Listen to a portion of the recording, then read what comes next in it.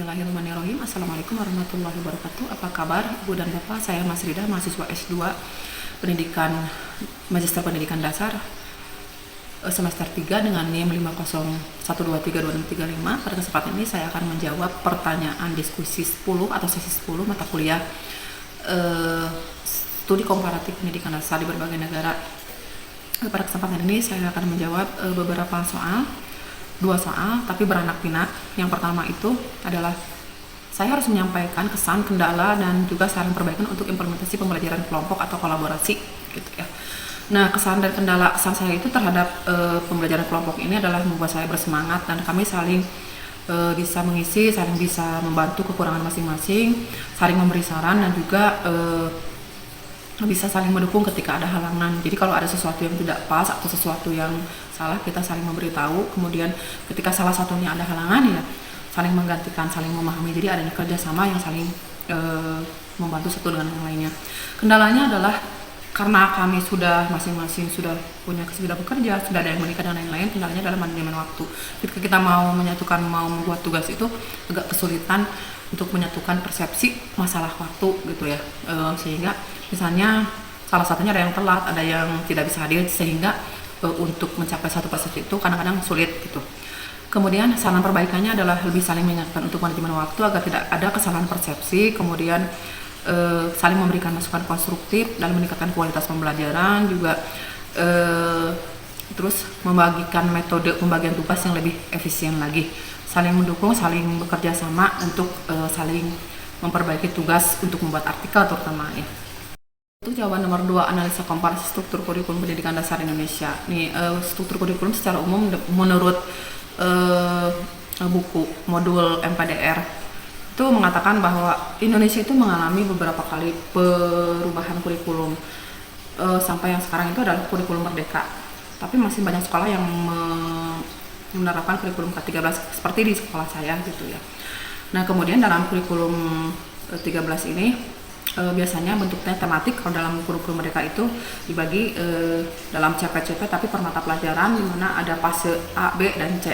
Kemudian lama pendidikannya adalah pendidikan dasar itu 6 tahun ditambah dengan SMP 3 tahun. Kemudian biasanya usia masuknya itu antara 6 lebih sampai 12 tahun untuk masuk SD dan dilanjutkan untuk SMP.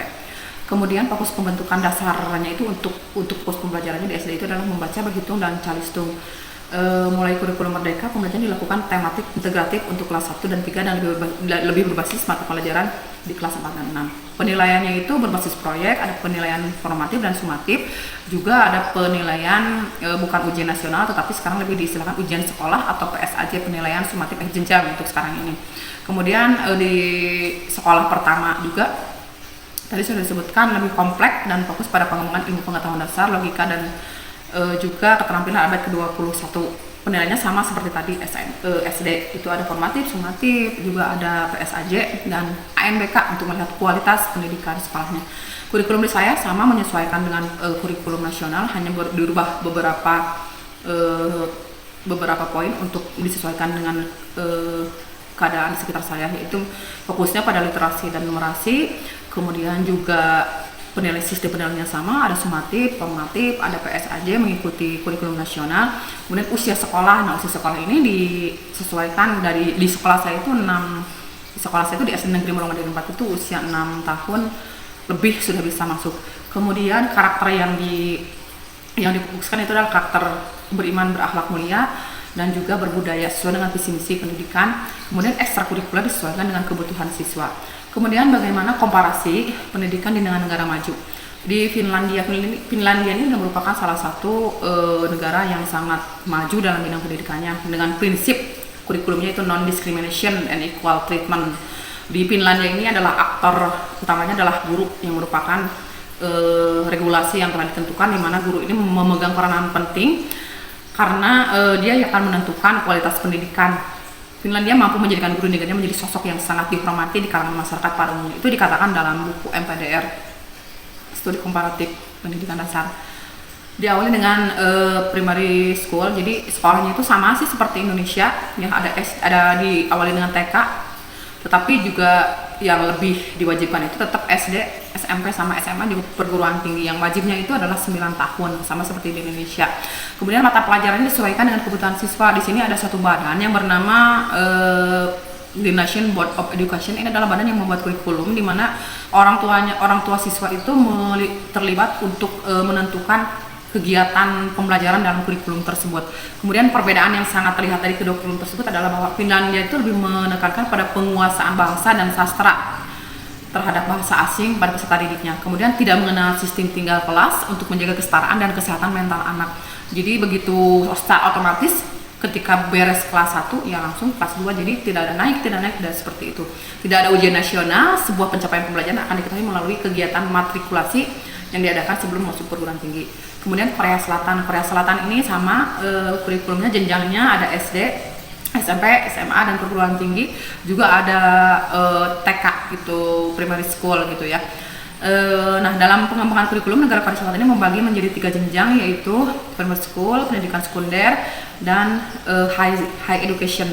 Jadi menurut Rohmah tahun 2015 dijelaskan bahwa pendidikan primer di Korea Selatan itu diwajibkan untuk anak-anak yang berusia 6-14 tahun. Kemudian pendidikan sekunder ini dilaksanakan selama 6 tahun, yaitu 3 tahun di sekolah menengah dan sekolah atas SMA. Kalau di Indonesia SMA. Pendidikan tinggi di Korea Selatan itu dilaksanakan melalui kegiatan perkuliahan di beberapa perguruan tinggi baik negeri ataupun swasta, di mana jumlahnya itu sampai 330 perguruan tinggi.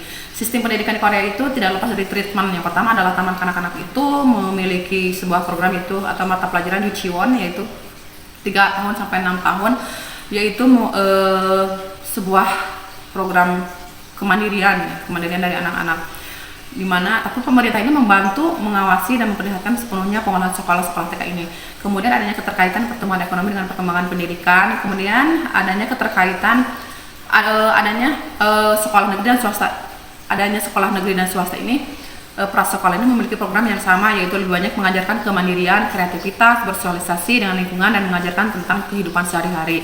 Pendidikan Korea Selatan dilakukan dengan sangat keras karena ada penanaman disiplin dalam pelaksanaannya, sehingga terkadang siswa masuk jam 8 pagi sampai tengah malam, dan setelah itu anak-anak itu akan mengikuti kegiatan pembelajaran yang non formal untuk menambah keahlian-keahlian. Yang terakhir adalah Jepang. Jepang ini adalah negara yang sangat maju dengan tingkat pendidikannya yang sangat sukses sekali. Sama sih jenjangnya itu seperti Indonesia, ada SD 6 tahun, SMP 3 tahun, SMA 3 tahun, serta ada perguruan tinggi.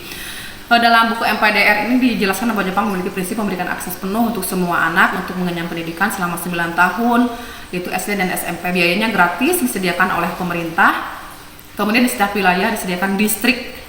Di setiap wilayah itu, di setiap wilayah atau distrik itu dibangun SD dan SMP, di mana anak tuh nggak bisa sembarangan masuk sekolah, tapi disesuaikan dengan distrik atau zonasi kalau di kita mah, ya gitu. Kemudian kurikulum SD di Jepang sama dengan Indonesia, hanya berbeda adalah dalam mata pelajarannya. Mata pelajaran itu ada mata pelajar Seitsuka, itu kebiasaan hidup yang diajarkan pada kelas 1 dan 2. Fokusnya itu di Jepang itu adalah bahasa Jepang dan berhitung. Kemudian kemajuan Jepang itu sudah menjadi kemajuan yang sangat pesat. Ini ada yang memperbandingkan pendidikan Jepang dengan Amerika, yaitu seorang ahli, yaitu ahli-ahli dari Amerika, itu William K. Cumming, Edward Becham, dan dari Jepang yaitu Sabu Ichikawa, Victor N. Kobayashi, dan teman-temannya. Dalam artikel tersebut, menurut Pimiati tahun 1988 disebutkan bahwa komparasi antara Amerika dengan Jepang itu, bahwa masyarakat Jepang itu memiliki tradisi yang kuat berupa keinginan luar biasa untuk belajar dengan kebudayaan lain, menyukai, memilih, dan mengadaptasinya untuk mengembangkan kebudayaan sendiri. Jadi dia mengadaptasi kebudayaan yang lain untuk dikembangkan menjadi budaya sendiri. Terus masyarakat Jepang berpendapat bahwa hanya dengan belajar orang dapat memperbaiki kehidupan individual. Masyarakat guru-guru di Jepang itu memiliki tanggung jawab yang besar dan mendalam terhadap kebersihan belajar siswa. Kemudian kewajiban belajar itu sistem ujian, standar nasional, semuanya seragam, menghasilkan kekayaan sumber dari penduduk yang terlatih dengan sangat baik. Waktu belajar di Jepang itu dengan Amerika itu berbeda. Kalau di Jepang itu 240 hari tiap tahun, kalau di Amerika itu 180 hari per tahun. Sekolah di Jepang itu mendidik tentang pentingnya self disiplin dan etos kerja keras. Jadi benar-benar disiplin dan kerja keras anak-anaknya itu diajarkan seperti itu. Masyarakat Jepang memanfaatkan media massa untuk meningkatkan budaya belajar masyarakat seperti surat kabar, majalah, radio, televisi, digunakan untuk meningkatkan mutu pendidikan sekolah dan pendidikan sosial. Jepang itu sampai orang-orangnya tidak memikirkan yang lain selain belajar dan kerja keras, karena mereka percaya bahwa dengan belajar dan kerja keras kehidupan mereka itu bisa sukses di masa depan. Itu yang harus dicontoh oleh Indonesia. Namun di Indonesia belum terlalu bisa seperti itu. Terima kasih. Itu adalah jawaban dari diskusi 10 studi komparatif pendidikan dasar di berbagai negara. Assalamualaikum warahmatullahi wabarakatuh.